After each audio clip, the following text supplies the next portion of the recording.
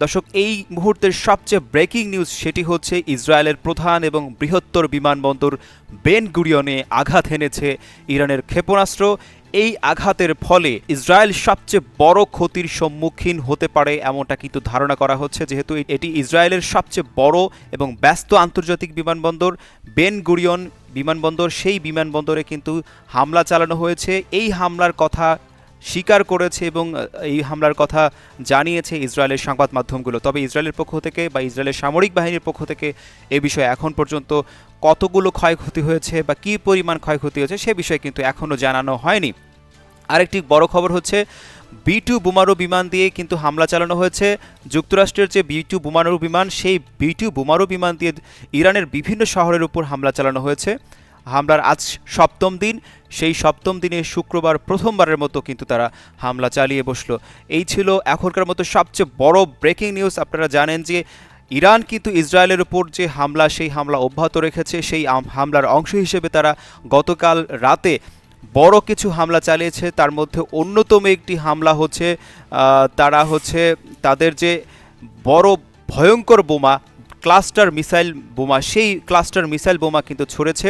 সেই cluster missile বোমা আপনাদেরকে যদি আমি একটু স্ক্রিনে দেখাই, আপনারা দেখবেন যে হচ্ছে আকাশে একেবারে নক্ষত্রের মতো দেখা যায় এমন কিছু বোমা তারা নিক্ষেপ করেছে। এই বোমাগুলো সাধারণত আকাশেই বিস্ফোরিত হয় এবং সেই বোমা এক পর্যায়ে গিয়ে এমন মারাত্মক অবস্থা তৈরি করে যে সেগুলোকে আর ঠেকানো সম্ভব হয় না। সেই বোমা কিন্তু আঘাত এনেছে ইসরায়েলের যে বেশ কয়েকটি অঞ্চল, সেই অঞ্চলগুলোতে আঘাত এনেছে।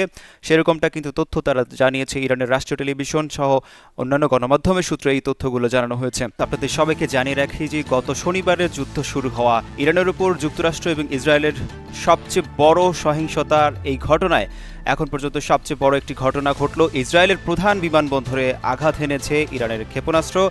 ইসরায়েলের প্রধান এবং সবচেয়ে বড় আন্তর্জাতিক বিমানবন্দর বেন গুরিয়নে ইরানের ক্ষেপণাস্ত্র হামলা এনেছে। এই খবরটি দিয়েছে ইসরায়েলের সংবাদ মাধ্যমগুলো। তবে এই বিষয়ে এখন পর্যন্ত ইসরায়েলের সামরিক বাহিনীর পক্ষ থেকে কোনো মন্তব্য করা হয়নি। গত শনিবার থেকে শুরু হওয়া এই যুদ্ধে এখন পর্যন্ত সবচেয়ে বড় হামলা করল ইরান। ইসরায়েলের প্রধান বিমানবন্দরে এই আঘাতটি হেনেছে। সবচেয়ে বড় এবং ব্যস্ত আন্তর্জাতিক বিমানবন্দর বলা হয় এটিকে, বেন গুরিয়ন বিমানবন্দর, যেটি ইসরায়েলে অবস্থিত। ইসরায়েলের সবচেয়ে এই ব্যস্ত আন্তর্জাতিক বিমানবন্দরে আঘাত হানল ইরানের বড় ক্ষেপণাস্ত্র। এই ব্যাপারটি জানিয়েছে ইসরায়েলের সংবাদ মাধ্যমগুলো। তবে এখন পর্যন্ত কিন্তু ইসরায়েলের পক্ষ থেকে এই বিষয়ে কোনো প্রতিক্রিয়া বা মন্তব্য করা হয়নি। তবে এই বিষয়ে এখন পর্যন্ত ইরানও তারা জানিয়েছিল যে তারা পাল্টা প্রতিশোধ নেবে। সেই পাল্টা প্রতিশোধের অংশ হিসেবে তারা হামলাগুলোকে চালিয়ে যাচ্ছে। আপনারা জানেন যে গতকাল রাতে কিন্তু ইরান যে মিসাইল হামলা, সেই মিসাইল হামলা চালিয়েছে। ইরানের মধ্যে যে সবচেয়ে বড় ভয়ঙ্কর অস্ত্রগুলো, সেগুলো তারা এখন ব্যবহার করার চেষ্টা চালাচ্ছে। সেই অস্ত্রগুলোকে একের পর এক তারা সম্মুখে নিয়ে আসছে। তার অংশ হিসেবে তারা কিন্তু গতকাল রাতে নতুন একটি অস্ত্র দিয়ে ইসরায়েলের উপর ক্ষেপণাস্ত্র হামলা চালিয়েছে। এই অস্ত্রের পর আজ কিন্তু এই গতকালকের ঘটনার পর আজ কিন্তু আরও একটি ঘটনা সামনে আসলো। ইসরায়েলের প্রধান বিমানবন্দরে কিন্তু ইরান হামলা চালিয়ে বসলো। এরপর আরেকটি খবর রয়েছে, যেটি হচ্ছে যুক্তরাষ্ট্র এখন পর্যন্ত ইরানে প্রথমবার B-2 বিমান থেকে বোমা ফেলেছে। আপনারা জানেন যে B-2 বোমারু বিমান, এই বিমানের কথা আপনারা অনেকেই অনেক সময় দেখেছেন। ইসরায়েল বা যুক্তরাষ্ট্রের হাতে সবচেয়ে বড় একটি অস্ত্র ছিল B-2 বোমারু বিমান। এই বিমান থেকে হামলা করা হতে পারে এমন একটা শঙ্কা করা হচ্ছিল বেশ কয়েক বছর ধরেই। তবে সেই সম্ভাবনা উড়িয়ে দিয়ে এখন কিন্তু তারা হামলা চালিয়ে বসলো। ইরানের রাজধানী তেহরান সহ বিভিন্ন শহরে তারা ব্যাপক হামলা চালিয়ে যাচ্ছে। হামলার সপ্তম দিনে আজ শুক্রবার প্রথমবারের মতো যুক্তরাষ্ট্র B-2 বিমান থেকে বোমা হামলা করার কথা জানিয়েছে। আর ইসরায়েল বলছে ইরানে তারা দ্বিতীয় ধাপের হামলা শুরু করেছে। ইরানের ওপর হামলার তীব্রতা আরও বাড়ানো হতে পারে বলে জানিয়েছে মার্কিন প্রতিরক্ষা মন্ত্রী পিট হেগসেথ। তিনি বলেছেন এই বোমা বর্ষণের তীব্রতা নাটকীয়ভাবে বৃদ্ধি পেতে চলেছে। অর্থাৎ তারা হুঙ্কার দিয়ে বলেছে যে ইরানের উপর হামলার তীব্রতা আরও বাড়ানো হবে। যুক্তরাষ্ট্র এই প্রথমবারের মতো B-2 বিমান থেকে বোমা ফেলেছে ইরানের বেশ কয়েকটি শহরে। তারা তেহরান সহ বিভিন্ন শহরে এই হামলা চালিয়েছে। এই হামলার ফলে ইরানের উপর মারাত্মক ক্ষতি হতে পারে সেটা কিন্তু ধারণা করা হচ্ছে। মার্কিন সামরিক বাহিনীর সেন্ট্রাল কমান্ড তারা কিন্তু জানিয়েছে শুক্রবার ভোরে যুক্তরাষ্ট্রের B-2 স্টিলথ বোমাণু বিমান থেকে ভূগর্ভস্থ ব্যালিস্টিক ক্ষেপণাস্ত্র লঞ্চারগুলোর উপর ডজন খানেক এই হামলা চালানো হয়।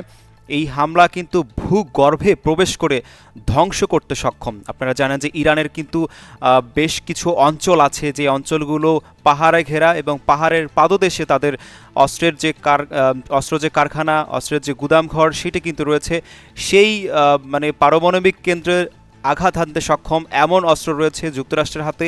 সেই অস্ত্রগুলোর মধ্যে একটি অস্ত্র হচ্ছে B-2 বোমারু বিমান। এই B-2 বোমারু বিমান দিয়ে কিন্তু তারা হামলা চালিয়ে বসলো। এই হামলার পর ইরান এখন কি পদক্ষেপ নেয় সেটি এখন দেখবার পালা।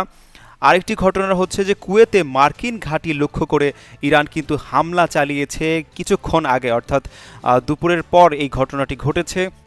আগামী কয়েক ঘন্টার মধ্যে আরও হামলার হুঁশিয়ারি দিয়েছে ইরানের সেনাবাহিনী জানিয়েছে যে কুয়েতে অবস্থিত মার্কিন ঘাঁটি লক্ষ্য করে তারা হামলা চালিয়েছে। শিগগিরই আরও হামলা চালানো হবে এমনটা কিন্তু হুঙ্কার বা হুঁশিয়ারি দেওয়া হয়েছে। ইরানের সেনাবাহিনীর বরাত দিয়ে রাষ্ট্রীয় টেলিভিশন বলছে যে গত কয়েক ঘন্টায় সেনাবাহিনী বিভিন্ন ধরনের বিধ্বংসী ড্রোন দিয়ে কুয়েতে যে মার্কিন সামরিক ঘাঁটিগুলো রয়েছে সেগুলোকে লক্ষ্য করে তারা হামলা চালিয়েছে এবং এই হামলা আর আগামী কয়েক ঘন্টায় তারা অব্যাহত রাখবে এবং সেই ব্যাপারটা কিন্তু যারা জানিয়েছে। পারস্য উপসাগরে 52টি ফরাসি জাহাজ আটকে পড়েছে, এটা ফ্রান্সের পক্ষ থেকে বলা হয়েছে। মধ্যপ্রাচ্যের যুদ্ধের কারণে যে 52টি ফরাসি জাহাজ সেটি কিন্তু পারস্য উপসাগরে আটকা পড়েছে। ফ্রান্সের পরিবহন মন্ত্রী তিনি এই তথ্য নিশ্চিত করেছেন। তিনি একটি গণমাধ্যমে দেওয়া সাক্ষাৎকারে বলেছেন যে পারস্য উপসাগরে বর্তমানে নির্দিষ্ট করে বলতে গেলে 52টি এবং লোহিত সাগরে 8টি জাহাজ অবস্থান করছে। আমরা এই জাহাজগুলোর সঙ্গে সার্বক্ষণিক যোগাযোগ করছি। সেখানে বেশ কিছু ফরাসি নাবিক রয়েছেন, তারা হচ্ছে তাদের সাথে যোগাযোগ রক্ষা করার চেষ্টা করছেন। গত শনিবার কিন্তু ইরানে হামলা চালায় যুক্তরাষ্ট্র এবং ইসরায়েল। সেই হামলার জবাবে ইসরায়েল এবং মধ্যপ্রাচ্যের বিভিন্ন দেশে মার্কিন ঘাঁটি, মার্কিন স্বার্থ সংশ্লিষ্ট স্থাপনায় পাল্টা হামলা শুরু করে ইরান। এই পরিস্থিতি কিন্তু যে হরমুজ প্রণালী আছে সেই হরমুজ প্রণালীকে বড় রকমের সংকটে ফেলেছে, কারণ হরমুজ প্রণালী দিয়ে তেলবাহী যে জাহাজগুলো সেগুলো চলাচল করে, একই সাথে জ্বালানির বড় একটা অংশ সরবরাহ হয়, কারণ বিশ্বের প্রায় 20% জ্বালানি পরিবহন হয় এই পথ দিয়ে হরমুজ প্রণালীতে। সেই জ্বালানি সরবরাহ বন্ধ হয়ে গেলে বিভিন্ন দেশে বিভিন্ন আন্তর্জাতিক সম্মুখে বিভিন্ন আন্তর্জাতিক মার্কেটে জ্বালানির একটা বড় রকমের সংকট দেখা দিতে পারে, সেটা কিন্তু ধারণা করেই নেওয়া যায়।